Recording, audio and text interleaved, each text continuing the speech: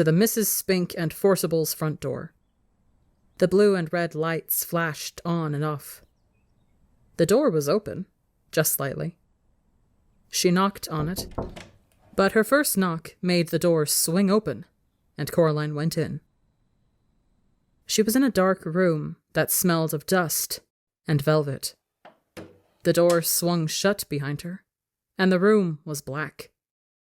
Coraline edged forward into a small anteroom. Her face brushed against something soft. It was cloth.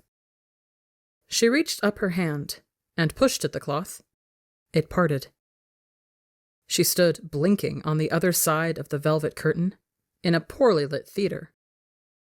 Far away, at the edge of the room, was a high wooden stage, empty and bare, a dim spotlight shining onto it from high above. There were seats between Coraline and the stage, rows and rows of seats.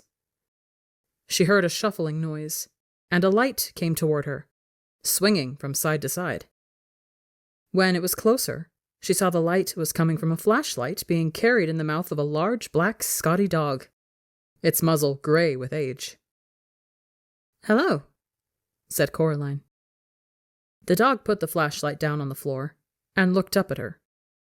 "Right, let's see your ticket," he said gruffly. "Ticket?" "That's what I said. Ticket. I haven't got all day, you know. You can't watch the show without a ticket." Coraline sighed. "I don't have a ticket," she admitted. "Another one," said the dog gloomily. "Come in here, bold as anything. Where's your ticket? Haven't got one. I don't know." It shook its head, then shrugged. "Come on, then." He picked up the flashlight in his mouth and trotted off into the dark. Coraline followed him. When he got near the front of the stage, he stopped and shone the flashlight onto an empty seat. Coraline sat down, and the dog wandered off. As her eyes got used to the darkness, she realized that the other inhabitants of the seats were also dogs. There was a sudden hissing noise from behind the stage. Coraline decided it was the sound of a scratchy old record being put into a record player. The hissing became the noise of trumpets, and Miss Spink and Miss Forcible came onto the stage. Miss Spink was riding a one-wheeled bicycle and juggling balls. Miss Forcible skipped behind her, holding a basket of flowers. She scattered the flower petals across the stage as she went. They reached the front of the stage, and Miss Spink leapt nimbly off the unicycle, and the two old women bowed low. All the dogs thumped their tails and barked enthusiastically. Coraline clapped politely. Then they unbuttoned their fluffy round coats and opened them. But their coats weren't all that opened. Their faces opened too, like empty shells. And out of the old, empty, fluffy round bodies stepped two young women. They were thin and pale and quite pretty, and had black button eyes. The new Miss Spink was wearing green tights and high brown shoes that went most of the way up her legs. The new Miss Forcible wore a white dress and had flowers in her long yellow hair. Coraline pressed back against her seat. Miss Spink went off the stage, and the noise of trumpets squealed as the gramophone needle dug its way across the record and was pulled off.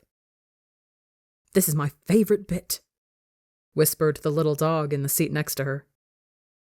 The other Miss Forcible picked a knife out of a box on the corner of the stage.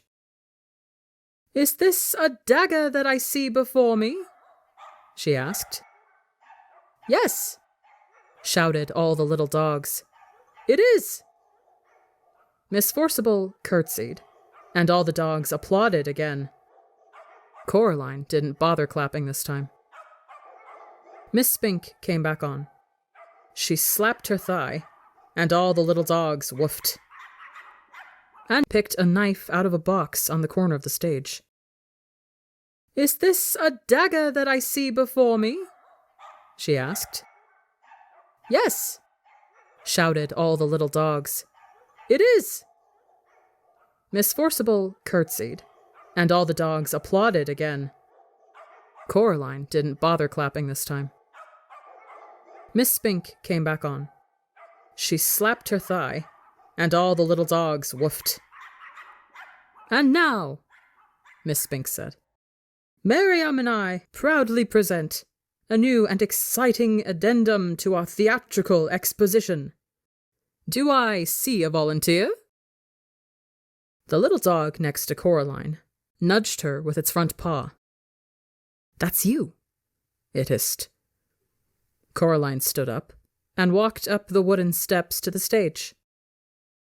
"Can I have a big round of applause for the young volunteer?" asked Miss Spink. The dogs woofed and squealed and thumped their tails on the velvet seats. "Now, Coraline," said Miss Spink, "what's your name?" "Coraline," said Coraline. "And we don't know each other, do we?" Coraline looked at the thin young woman with black button eyes and shook her head slowly. "Now," said the other Miss Spink, "stand over here." She led Coraline over to a board by the side of the stage and put a balloon on top of Coraline's head. Miss Spink walked over to Miss Forcible. She blindfolded Miss Forcible's button eyes with a black scarf and put the knife into her hands. Then she turned her round 3 or 4 times and pointed her at Coraline. Coraline held her breath and squeezed her fingers into 2 tight fists. Miss Forcible threw the knife at the balloon. It popped loudly, and the knife stuck into the board just above Coraline's head and twanged there. Coraline breathed out. The dogs went wild. Miss Spink gave Coraline a very small box of chocolates and thanked her for being such a good sport. Coraline went back to her seat. "You were very good," said the little dog. "Thank you," said Coraline. Miss Forcible and Miss Spink began juggling with huge wooden clubs. Coraline opened the box of chocolates. The dog looked at them longingly. "Would you like one?" she asked the little dog. "Yes, please," whispered the dog. "Only not toffee ones. They make me drool."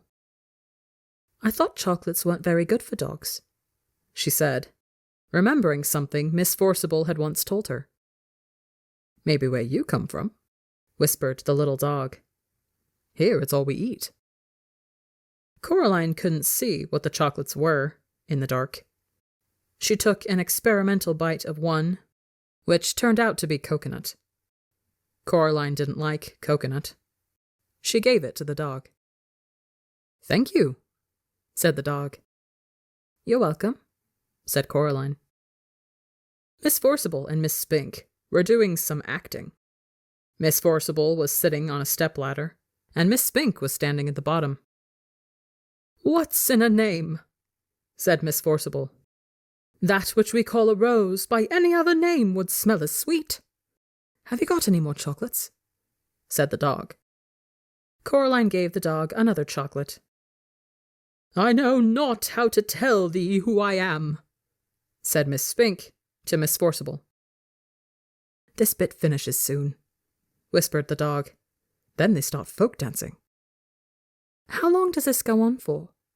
asked Coraline. "The theatre." "All the time," said the dog. "Forever and always." "Here," said Coraline. "Keep the chocolates." "Thank you," said the dog. Coraline stood up. "See you soon," said the dog. "Bye," said Coraline. She walked out of the theatre and back into the garden. She had to blink her eyes at the daylight. Her other parents were waiting for her in the garden, standing side by side. They were smiling. "Did you have a nice time?" asked her other mother. "It was interesting," said Coraline. The 3 of them walked back up to Coraline's other house together. Coraline's other mother stroked Coraline's hair with her long white fingers. Coraline shook her head. "Don't do that," said Coraline. Her other mother took her hand away. "So," said her other father, "do you like it here?" "I suppose," said Coraline. "It's much more interesting than at home." They went